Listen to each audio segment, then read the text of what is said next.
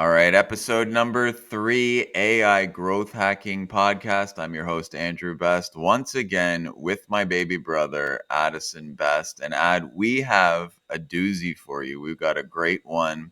We're going way back in history to talk about what we've learned over the years with not only AI, because that was such a minor topic back then, but growing internet businesses. We're going to focus on sort of the growth aspect with the AI growth, guys, how to get yourself out there in front of a lot of people. Things have changed over the years. We're going to share some stories, insights, and what we think's happening now. And the history is important because with all this experience that we've had, we can sort of get a feel of what the future and the present looks like rather than if you've only jumped into it in the last 5 or 10 years or less. Yeah, we've been doing this since, I guess, just before the 2000s, even, if you really want to dig back. So we have a lot of experience trying different things. So I think if you learn about how things were at that time and where they're going, you have a better feel of, the future as well and what it might look like. Because I think the history is actually important because it's a lot more basic. It's like a simple way of looking at things, and then you can extrapolate how that might look going forward. Yeah, so hopefully you can stick around for this entire episode because I promise it's going to be a good one. So, let me start out.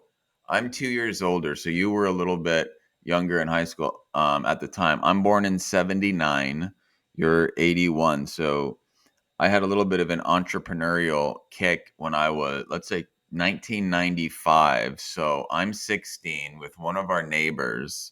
Now, this is pre Google. The two of us somehow got the idea we were going to make a website called Insider Tips. That's what we called it, insidertips.com. And it was like a one-page website. Remember, there's no Google, no real search engines. It was hard to get anything found. There was just sort of forums and stuff back then. And we had these banner ads, or we had one banner ad. We put it up there. We probably clicked our own banner ad a couple of times. And we ended up, so I'm only 16 at the time, we ended up going down to the bank with a physical check and cashed it. So we got $2.50 each. And we thought this was the most amazing thing. I'm sure you remember kind of how we felt back in, but it was sort of like magic, this idea that you could earn money online by just sort of clicks. And this is even before Google. So SEO was not even a term, there was no search engine optimization. It was kind of like if you wanted to find something, you'd almost have to put the website on TV or like a link somewhere in a chat room. They didn't even call them forums back then, just these chat rooms, or like almost have a billboard or something if you can remember those days. Right, and they had no way of tracking it. That's why I think you did the clicks yourself, because you could just like basically have a fun time clicking as a kid, making a couple of bucks, and it was kind of a fun thing to do. Obviously not the best way of doing it for advertisers, but like that's how it was at that time. That's how simple it was. You clicked on it, you got a couple of bucks or whatever. Yeah. And we've never been into this black hat stuff. Like, remember, I'm 16 years old at the time. And we did $5 worth. And maybe someone else clicked, but I doubt it because we wouldn't have any way to get our website out there. We were the only ones who knew about it. Okay. So like as Ad said, there's no tracking, no nothing. So this was tough to get anything going. So then a couple years go by, go to university, don't think too much about the internet.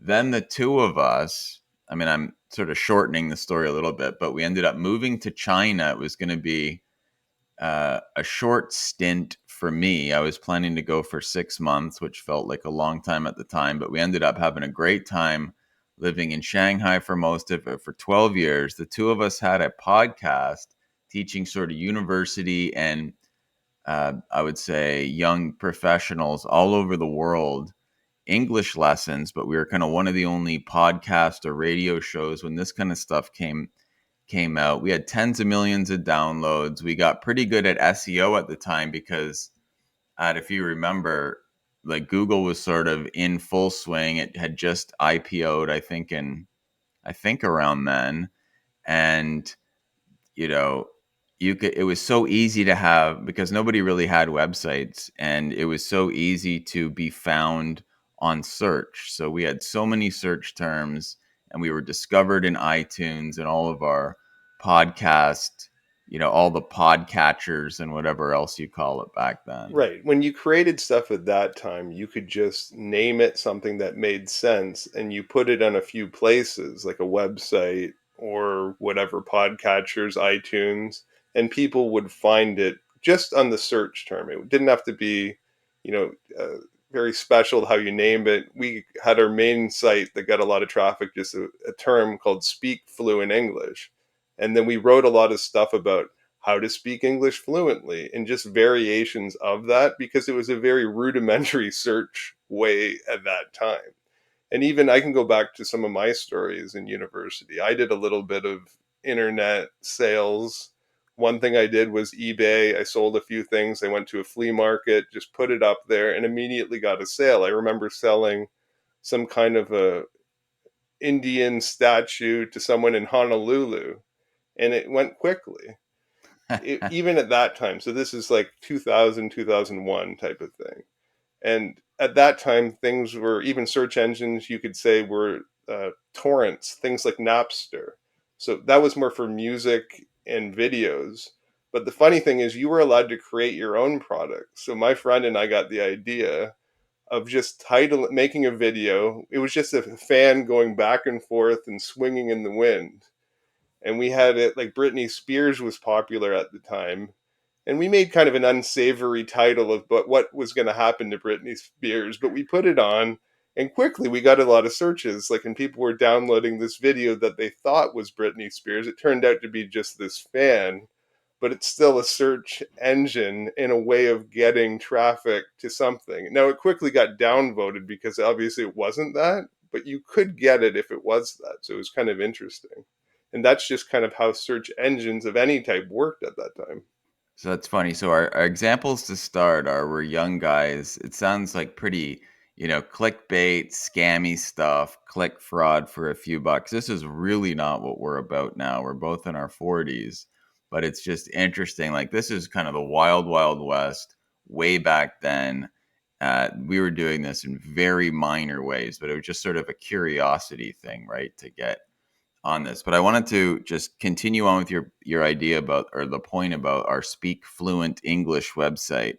By calling the URL back then the name of the search term, you got, like, Google was pretty rudimentary, and you got so many searches if you could just get a URL that was the name of the thing you wanted, and you just wrote, like, you could just write how to speak English fluently. Here are 3 tips to speak fluent English. Here, look at this great way to speak English. How do you speak English like a native speaker? And you just keep repeating these terms over and over again. And we got thousands of dollars a month selling a $9 product because people were selling this, or people were finding this all over the place. And we sold it on, like, in an affiliate thing with ClickBank back in the day. And so many people were finding this, and they were finding our podcast, and life was easy back then. We were taking 2-month trips every year to Thailand and just sitting on the beach doing pretty much nothing other than enjoying ourselves. And that's how easy search engine optimization was, really all the way up until the early 2010s. Yeah. So going back to what we did, we also had a few other strategies, which was kind of like backlinks they talked about then. So Andrew would often write an article on something called e-zine articles. Now, I guess it's kind of like a Medium or something at the time. It was just somewhere you could put a link up and write a blurb about whatever you're doing and point it over to your website. So it's kind of this, a lot of the same strategies in a way that we're doing now. It just didn't really have the social media aspect of it, but it would help you increase your rankings for those search terms if you wrote more about that somewhere else and then pointed it over to your site. And the cool thing about that time too, it was pre-mobile phones. So you didn't, it was only for desktop. That's what I liked about it because I was making the websites and you didn't have to worry about different sizes. You just make one thing for desktop. You put up an easy an article, you put up a podcast, I built my own kind of membership and emailing software. It was easy because it was very simple, and there wasn't a lot of competition because you had to learn a little bit of stuff back then, like how do you install things on a server and basic things that a lot of people don't really want to do, I find, anymore. They just want to write and learn very little about coding, but at that time you were kind of forced to if you wanted your own website. So the good thing was there was way less competition, and it was only on a few different places you had to do something.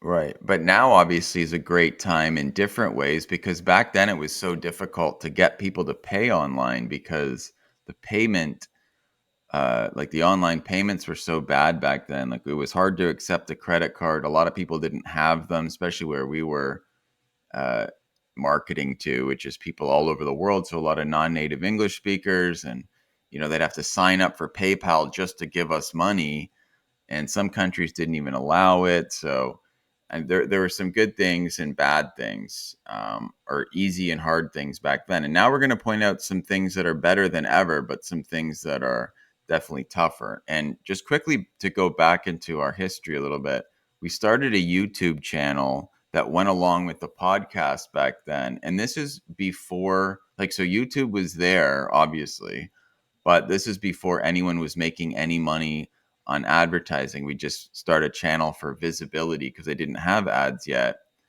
And the channel was growing quickly. Then all of a sudden they said, okay, we're going to start this YouTube partner thing.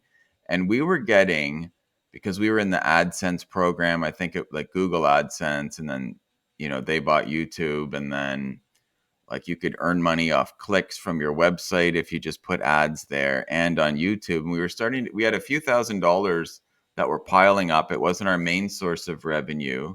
And because we're living in China, we were getting mailed physical checks from Google.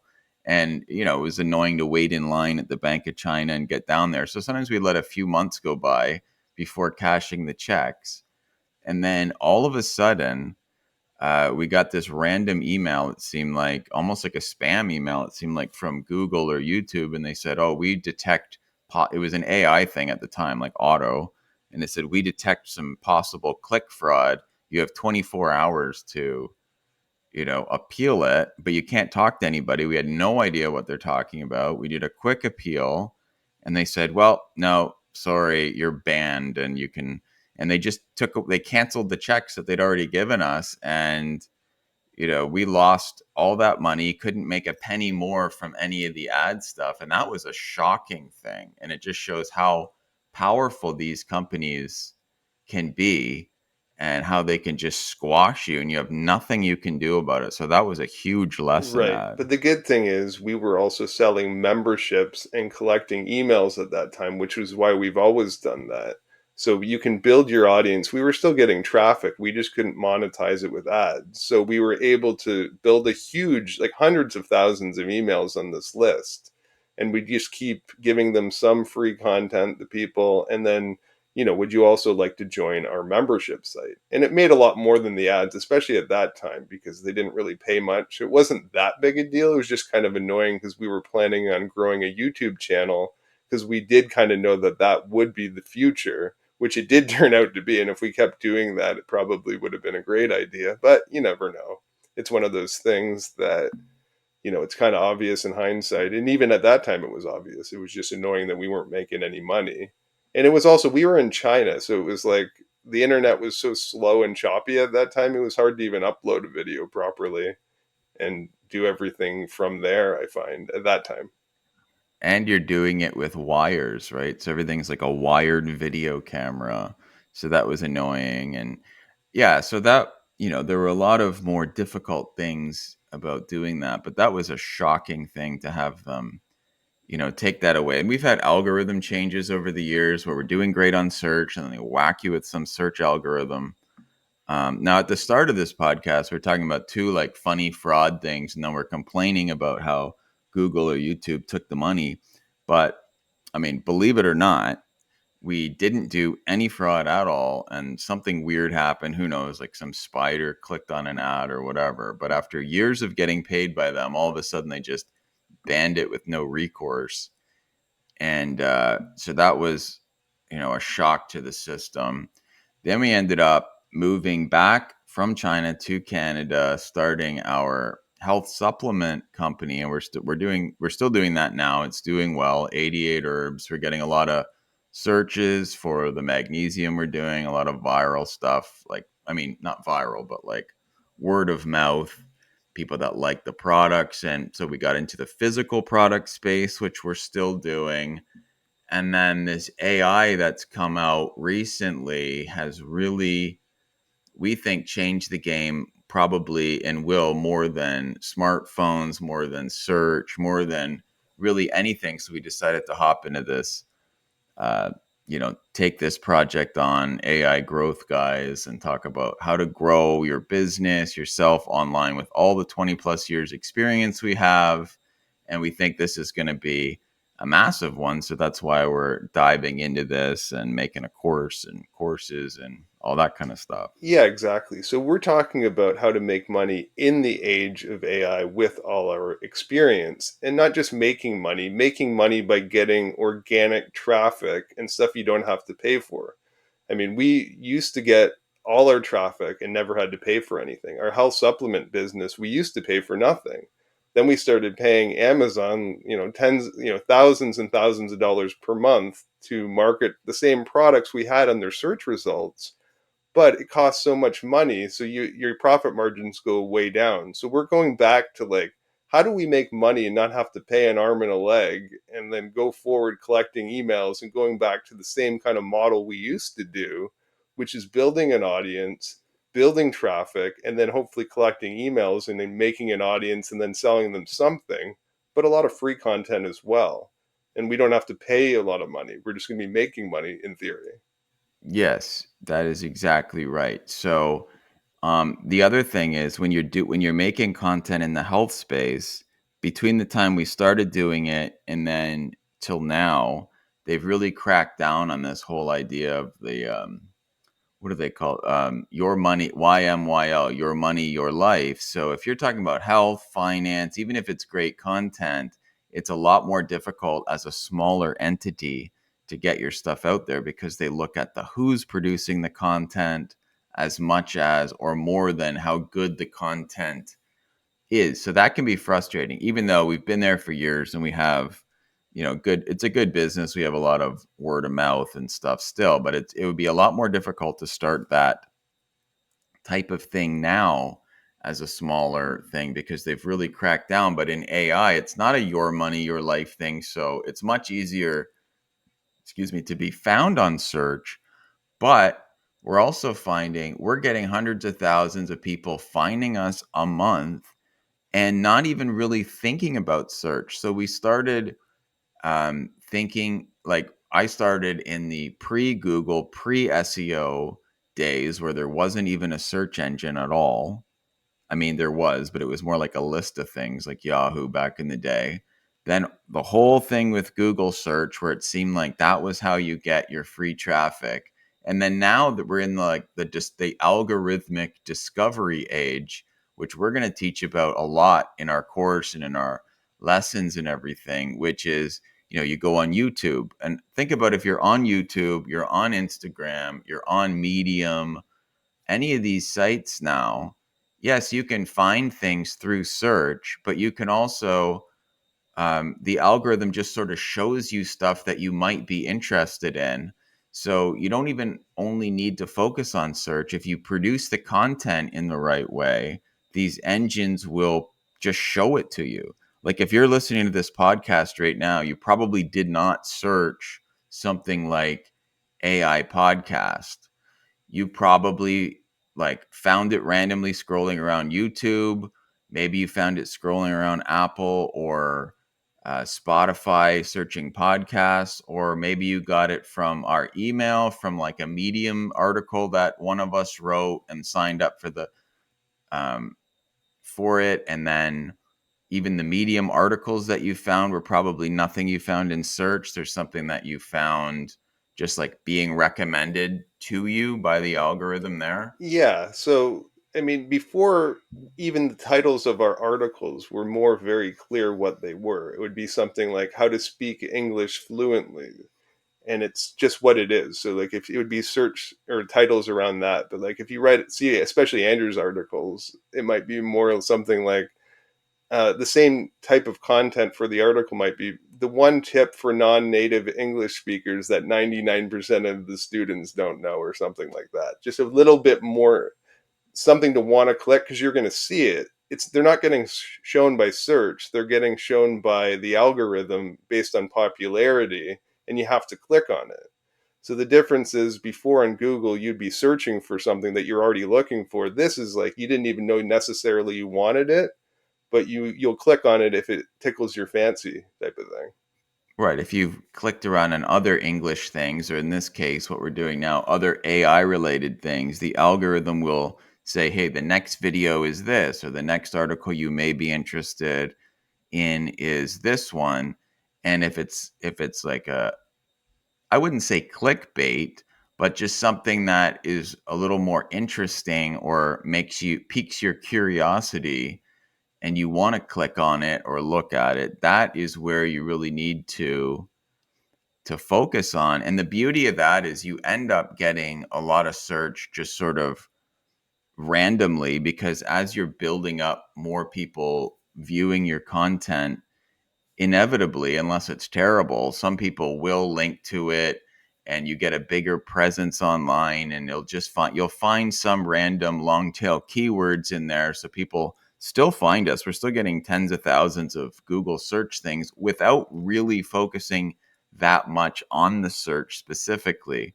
We're just making content around a large niche, like growth hacking, artificial intelligence, earning money on, like, this is a huge niche, but people are starting to find us and share it, and that is a good thing, and that's what we're trying to teach about without really having to worry about, sulking about, Google changed their algorithm, now I lost all my traffic. We just think, well, big deal. I mean, we have so many ways to get found, and if one of these channels stops working, we've hedged our bets and we'll just focus on another channel that's bringing in the viewers or the Yeah, we listeners. want to focus on not caring what Google thinks. That doesn't mean we totally don't care about organizing a website and content that maybe Google and search engines will, rank for and list our stuff on. Because you still want to make a website that is about what we're doing. We've just kind of been all over the board, so it's not that clear. But I think in around a year, maybe less, we'll have something a lot more specific, and we will get a lot more Google searches as well at that time. So it's not like we don't have to abandon it completely. It's just we're augmenting it with a lot more traffic from other channels. Right. So all my Medium articles, the YouTube videos, all that kind of stuff, they get found and then they all link over to our website. So people find it that way. Plus, as we're building up, and we're going to have to do another show about this, but as we're building up our personal brands, and if you search our own names, that means they're easier to find. And also, Google looks at that and they build up your EEAT score, like, um, authority, trust. What are the E's? Do you remember what the E's are? I kind of forget. Yeah, well, it's funny we forget. I always remember those and then just forgetting them right now. But basically, you have to build up. They all kind of mean the same thing. Like, if Google trusts you as a content provider and you have more links going to, it doesn't really matter if they're do follow, no follow, this whole thing. Just the bigger you are, the easier you are to find online, the more content you've made in your certain area, the more they trust you when you do go to write something on your website, and then it just lifts it up that way. So it's not just about the number of links you have pointing to it, it's about, does Google know who wrote it? Like, if you are a specialist heart surgeon and you write an article about, like for the Mayo Clinic, about heart disease, it's so much easier for you to rank now on Google because you're that heart specialist. Google knows it, and you're on a website that they trust. Whereas, honestly, 15 years ago, I could have written something with no research that would have been much better in search than any heart specialist, even if I wasn't even researching the article, just sort of knowing how to do the search engine optimization. But now it's more about who's writing the stuff. So you want to build up your visibility online and trust there around some topic. And then whatever you write about that topic, you will do much better than you would have. And we're already noticing that with the search we are getting on our website. Right, and they're also ranking other places a bit higher than they used to. I think it's because all the AI content. If you, like a lot of websites now are completely AI generated, so they're like, I guess we'll trust Medium articles more or Substack because we know they're kind of monitoring to make sure that they're not made by AI, especially Medium. They don't want any author writing stuff that's written by an AI. So at least they're giving it more trust, I think. That's kind of how they're doing it. So they might be giving it more oomph just because of that. Yeah. So there's another, like an auto, there's like another referee there. So if Google doesn't notice you're doing AI, they trust Medium because Medium, if they happen to notice it, they will ban you. Um, in that ads point there. So, and also the search engines now, they can see how many subscribers you have. They see how many followers you have. They see all this kind of stuff, and this sends signals to them that, hey, this is an important person. This is a person who makes stuff that people clearly like. So then whatever you write on that topic is elevated in search, all without having to focus that much on search. So it's important to try to make useful content in your own name.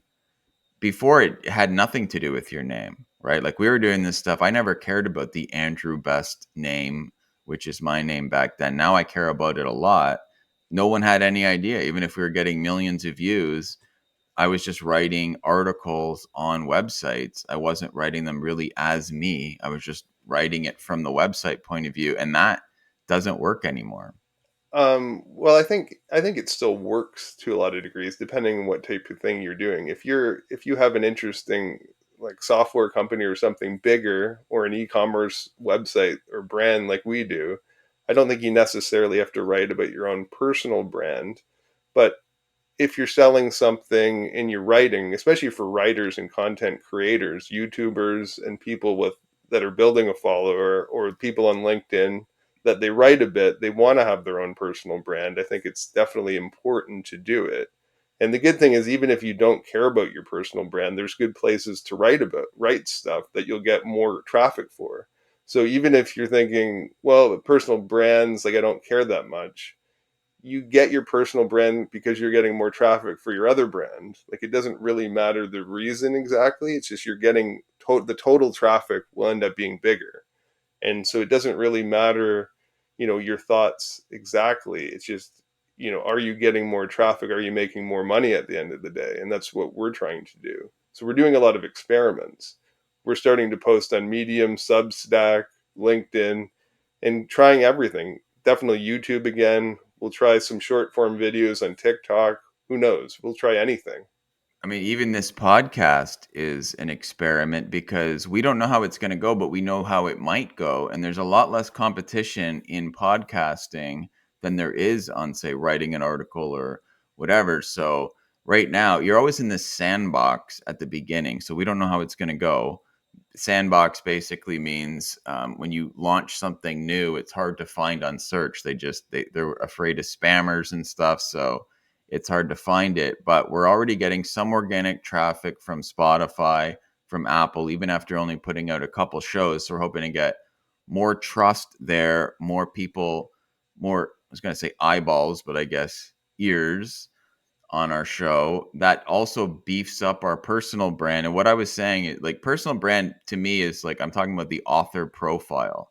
If Google knows who you are as a person, and they know, and you're writing about the same topic, it's so much easier to rank on Google. Like I'm even finding now, for example, because I'm getting more popular on Medium, and I have about 100,000 views a month on my articles, 5,400 followers.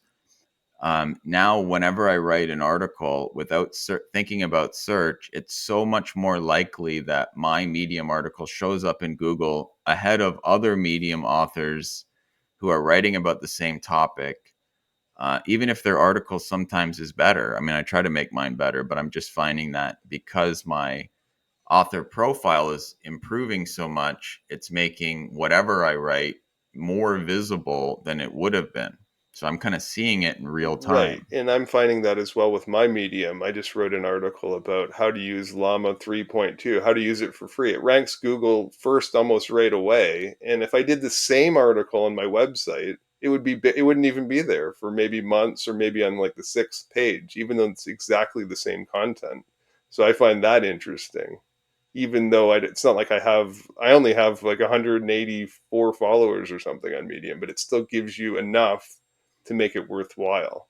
But even that, like, and I'm sure maybe you've noticed, maybe you haven't been doing it long enough, but if you were to compare writing it now, that same article, or writing it on Medium like 3 months ago when you had one follower, I would guess, at least this is my experience, that article does better on Google. The same article on Medium also does better now, just because your profile is more trusted. Well, exactly. It's hard to know the exact mechanism. It's maybe a combination of Medium and Google giving you more, something. Either way, you're getting more, and it doesn't really matter the reason. It's just we're getting more traffic. More people sign up for our email list is what we're trying to grow again, just like what we used to do. So basically, anything we do, we point it to that email box that we have and try to get them to subscribe to our free channel. So then basically we can keep engaging with those same people. If we can grow that more and more, we're not really worried about any specific channel. That's the cool part as well. So the emails are super important. And this has been the same for the last 20 years. That's the funny thing. Some people are like, email's dead. Well, it's like, clearly you don't have an email list, I guess. Yeah, email sells more than anything. That's how we get course sales. That's how we get, sales of our supplements. I mean, you make like 800% more sales at least just from having it in the email format than just sort of posting it. And then we'll put a link to our course now, because the cool thing, like, a lot of people say, oh, you got to have this one tiny niche and, teach people how to do one little thing, like how to get more followers on X now or Instagram. And the thing is, we're doing this wide variety of things that are working on a larger course, which is way better. You get so much more insight than just trying to copy one little thing, and that trick or whatever will be dead in a few months, if it's not already dead by the time the course comes out. So that's a little shameless plug. We'll put that in the link there. But we talk about and give details about what you got to do for all of these channels: Medium, email in today's world. How do you get buyers? How do you get found now in this age where, and a lot of people are struggling, and I feel bad for them because there's so much competition with AI just making all this content, and they think they've got to follow some old system. They're not getting discovered at all. They're getting just, it's like trying to find a needle in a haystack, literally. Yeah, I think it's tough because they also just don't want to try anything. Like we don't know 100%. We're not 100% sure if this podcast is going to be a great idea, but we're also going to share that in the course, and we'll say this is our experience. This is how we grew it. We can show screenshots of our Spotify, list and how it grew. And if it turns out to be a great idea, we'll share it. And you might find, well, I think I could compete with these guys. Maybe you can make a better one even if we fail, and maybe you can learn from what we did wrong or what we did well. I'm sure we'll have something in there that we can teach you in the course, because we're actually going to show you. We're doing more of like building in public. We're an open book. Like, it doesn't matter. We're going to try many things and share it, essentially. Right. I mean, the more different things you try, the more you fail, obviously, by definition, but also the more you learn. So, even no matter what, like, we're learning, how do you do a podcast in today's age? How do you list it? How much traffic do you get from that for free?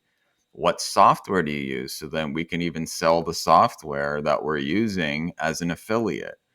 Um, there's so many angles to it. And then if it doesn't work as well as you hope, you're still practicing your skills for this. You're getting some links. You can pivot. And as Ad said, you share the stories, but we're still guessing it probably will. Most of the stuff works to some extent, but and there is an argument to be made that you don't want to spread yourself too thin and try like one little thing of everything. But with AI being able to help, speed things up. Like AI is helping our editing, helping, so many things. You should actually, if you're efficient, be able to try uh, a, a little bit of many things, maybe not everything, just to get a feel and learn, so you're not stuck in this one platform or this one way of thinking. Then you become this boring person who has really nothing to say other than your tiny little niche. You're not paying attention. And I think that's the downside. So it gets boring. You're over relying on one thing because that one thing can go away. You're not really learning what's out there, and you can just suffer. You can suffocate, Well, that essentially. sounds terrible. Yeah, we don't want to do that. Part of this is to have fun again. And we love AI because there's so many things you can try again. And even this podcast we're doing again because we feel like we have something to say again. Like it's like maybe we were kind of stagnating in a way for a while, but now there's so much to do, so much to try and so much to learn that, we're super pumped about the future and how that will help our business and hopefully help you guys as well. And I think it's going to be great because really the cool thing about even this podcast, we can create this show and then get AI to like repurpose the content, make a cool article that we can edit and put it on different channels. So we are going to be using this somewhere no matter what, even if the podcast itself doesn't do that amazing.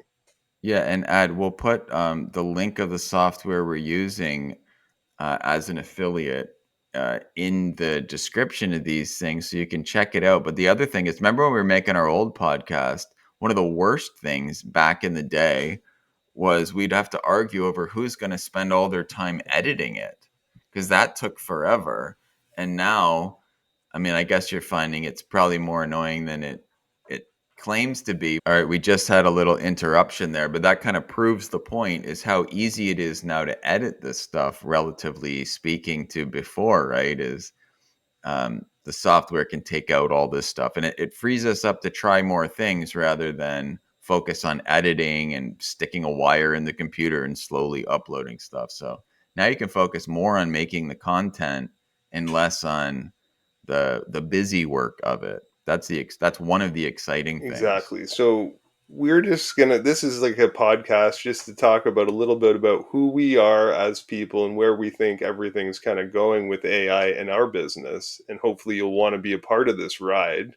And we'll talk about more about how AI will change search in the future, but maybe we'll save that for another episode. We can save that for next. And this is a bit of a history, what we've been through, what we're sort of doing now. We'll sign up for our free email newsletter no matter what, I would say. You can check out the course, check out other stuff we're doing. We'll put all the links there, but thanks for watching, listening, whatever. If you want to leave a positive comment or a thumbs up, that would be cool. If not, no big deal. Absolutely. Do your thing, basically. And we are the AI Growth Hacking Podcast, aigrowthguys.com.